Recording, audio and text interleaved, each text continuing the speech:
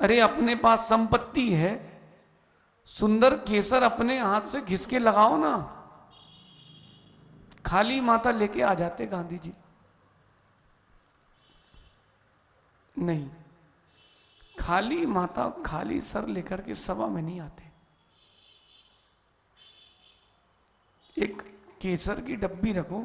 अब सुदर्शन पंडित जी के चक्कर में नहीं पड़ना, नहीं तो अभी वो बोल देंगे केसर में तेजाब है और स्वयं पेड़े में लेते मिलेंगे। वो वाला काम नहीं। अपने वचन कभी 100 वचन बाधित ना हो जाए। सुंदर केसर का तिलक लगाओ,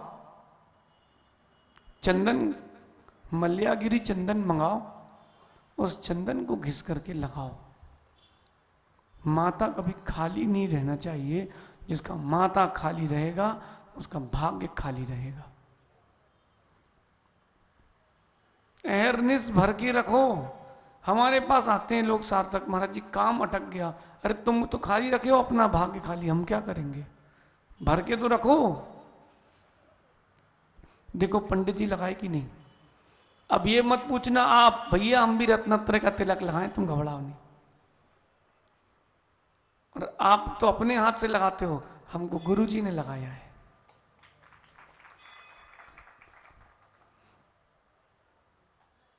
ऐसे पंडित जी कोई महाराजों के पास आए टीका लगवाने से, महाराज जी मना कर दें। और जब संस्कार हो तो गुरु अपने हाथ से ही तिलक बंधन करते हैं।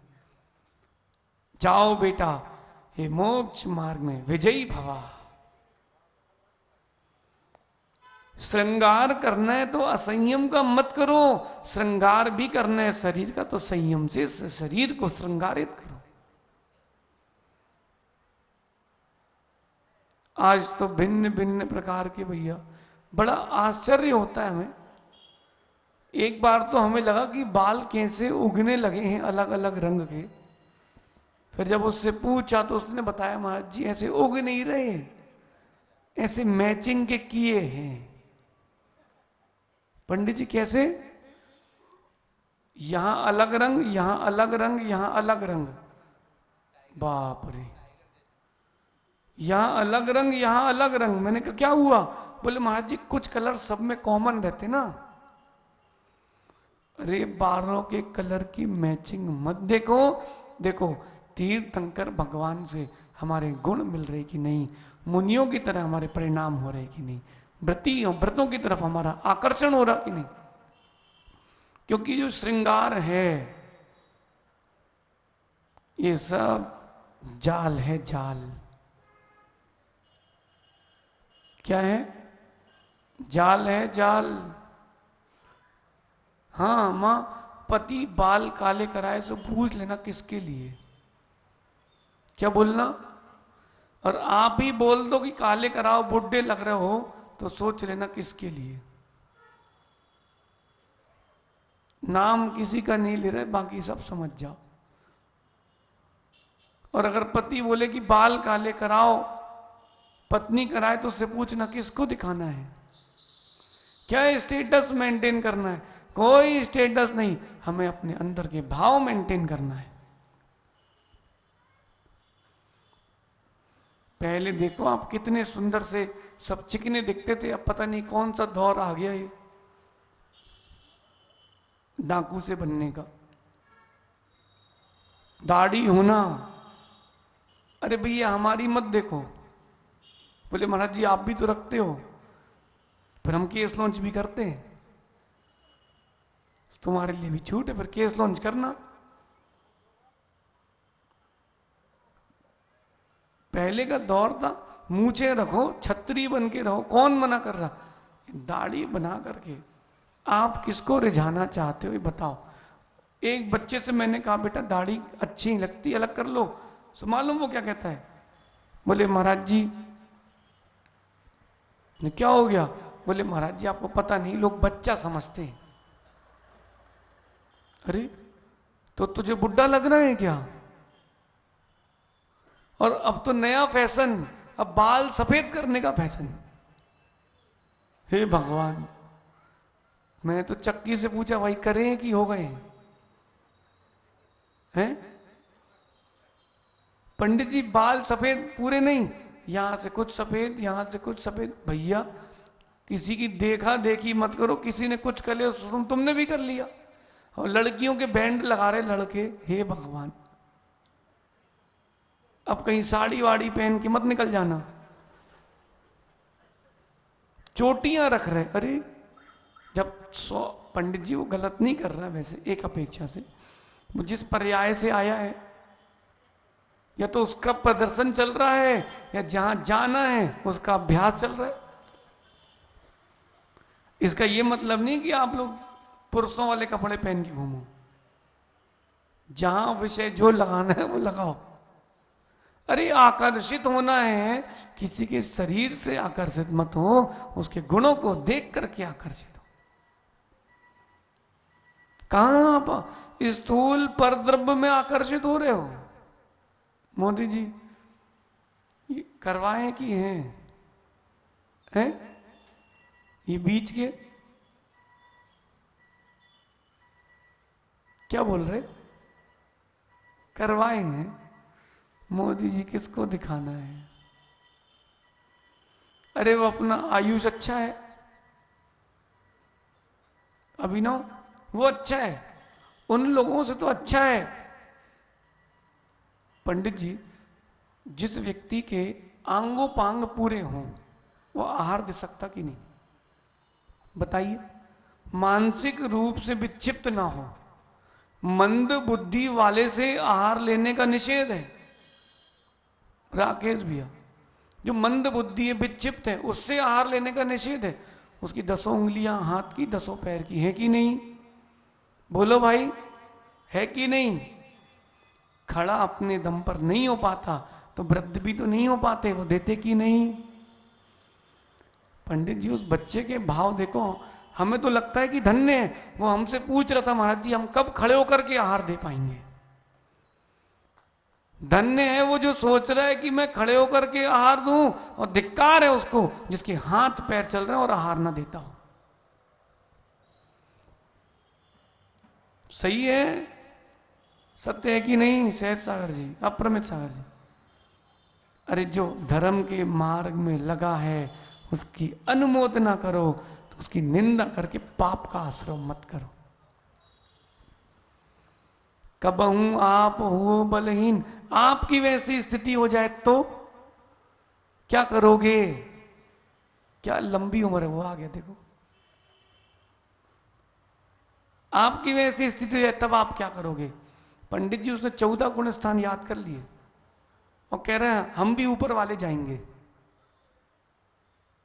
भावना फलवती होगी। क्या कभी अपनी ऐसी पर्याय नहीं थी? बोलिए, नहीं थी क्या? उस समय किसी ने अपने प्रति असुचि भाव किए थे कि नहीं? जिसने किए थे वो वैसा बनता है, और अगर आपने वैसे भाव नहीं किए वैसा नहीं बनते। इसलिए अगर आकर्षित होना है तो किसी के शरीर से मत हो, उसके गुणों से आकर्षित हो। शरीर को देख के किसी के आकर्षित मत होना, उसके गुणों को देखना। क्यों आयुष? आहार देना है, हाँ कि ना? हाँ देना है। भगवान बनना है। लो भैया, क्या पता पंडित जी अपन बैठे रह जाए और उसका मोक्ष हो जाए।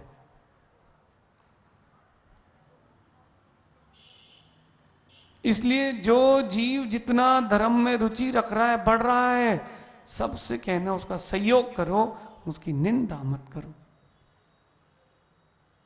जिसके ऊपर बीतती है वो जानता है उसको कैसा लगता है। आजाद जी, आकर्षित होना हो तो किसी के शरीर से मत होना। पहले के लोग जब विवाह करते थे तो क्या देखते थे? चाल और, बोलो, चाल चलन कहते थे ना? क्या बोल रहे हैं आजाद जी? माल, माल और मिलन,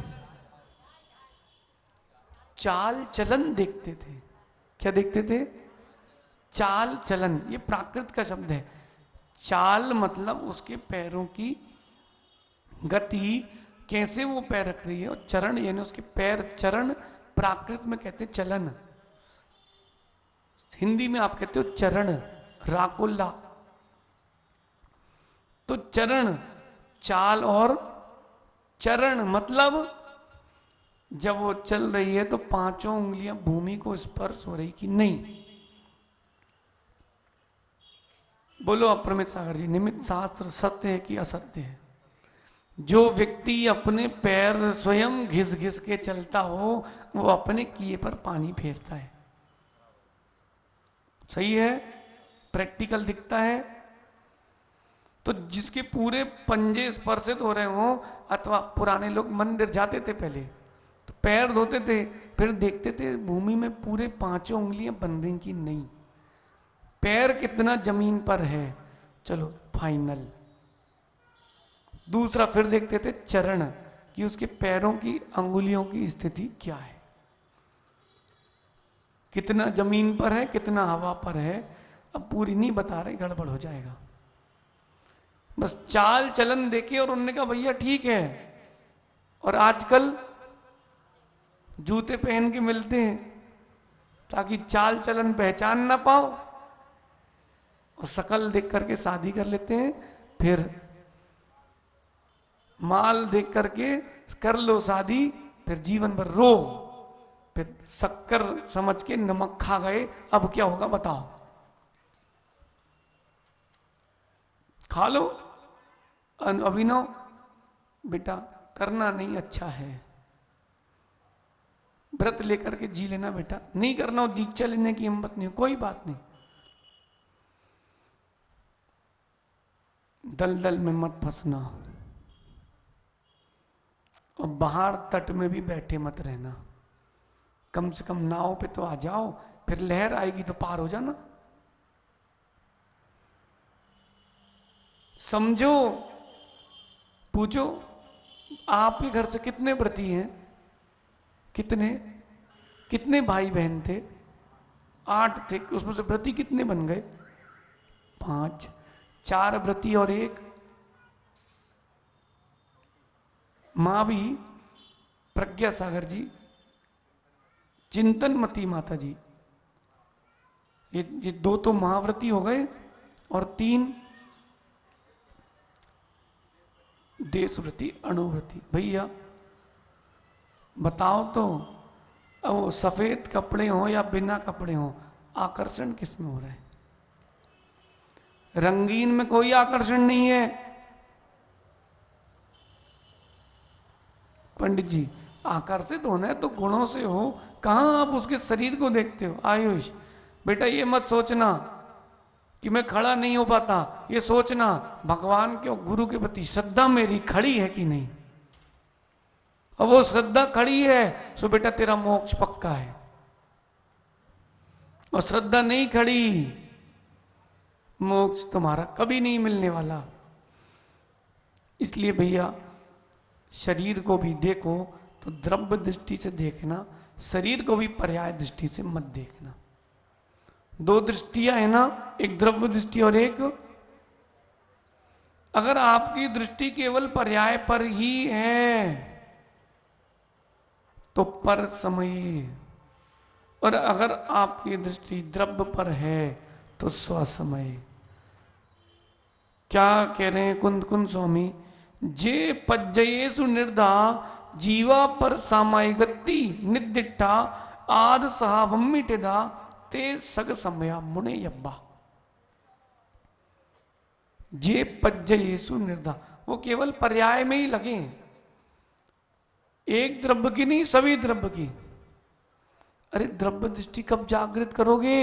और जब तक द्रव्य दृष्टि जागृत नहीं होगी सिद्धत्व की लब्धि नहीं होगी। पंडित जी शुक्ल ध्यान में पहुंचेगा जीव, पर्याय में रहकर ही पहुंचेगा, लेकिन पर्याय में भी द्रव्य दृष्टि रखेगा। ये क्या है? माइक, और माइक में कौन सी पर्याय है? माइक की पर्याय है कि पुद्गल की पर्याय है। ये क्या दिख रही है? अंगुली दिख रही है, उंगली नहीं। हिंदी तो सही बोलो कम से कम। अंगुली, ये अंगुली दिख रही है, पर्याय देख रहे हो। द्रव्य से क्या है बोलो? जीव है कि पुद्गल? ये जो यहां घड़ी लगी है, ये जीव है कि पुद्गल? फिर भी आप उसको पर्याय से ही देखते हो। पर्याय से ही नहीं, पर्याय सहित देखो। द्रव्य गुण पर्याय स्वभाव। द्रव्य बिना गुण, बिना पर्याय, बिना स्वभाव की नहीं होगा। द्रव्येण बिना न गुणा। द्रव्य बिना गुण के, बिना पर्याय के, बिना स्वभाव के नहीं होगा। फिर भी उस द्रव्य में पर्याय को देखना, पर्याय रूप मानना नहीं। अनर्थ हो जाएगा, अनर्थ। कुंद कुंद स्वामी कह रहे हैं, जे पज्जयेषु निर्दा, जो पर्याय में लीन है, अपनी अथवा दूसरे की पर्याय देखने में।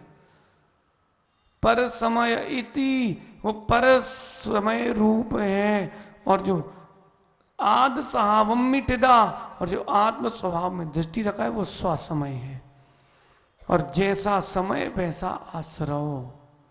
भैया गुना वाले, स्वसमय पर समय का ध्यान रखना। जो पर्याय में मूल है वो पर समय। मैं मनुष्य पर्याय में हूं, अच्छी बात है, मैं मनुष्य ही हूं। पंडित जी, आप तो मनुष्य थे, मनुष्य हो और मनुष्य रहोगे। सही है? बोलो, आप लोग मनुष्य थे, मनुष्य हो और मनुष्य रहोगे।